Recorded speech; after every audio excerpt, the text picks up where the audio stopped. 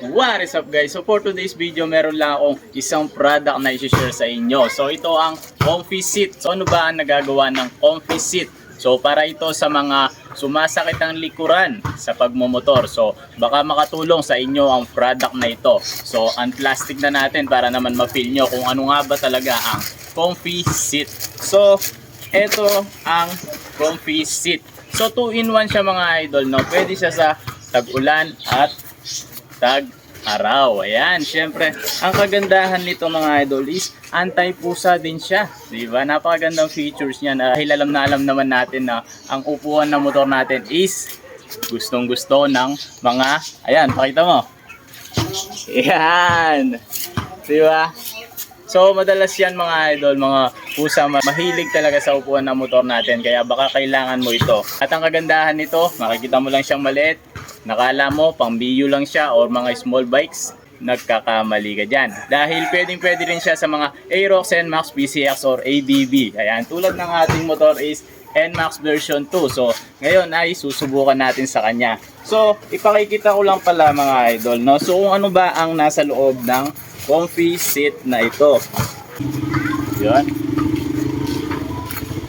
Ito ang laman ng Comfy Seat, kaya siguradong maganda gamitin ito.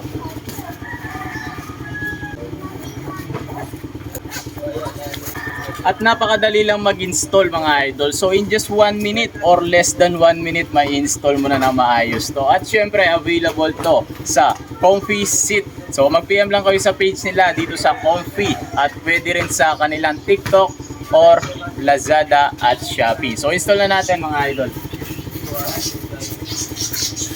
So stretch lang pala natin to pag install natin. Ayan. So stretchable siya, kaya kahit malaki ang motor mo, pwede.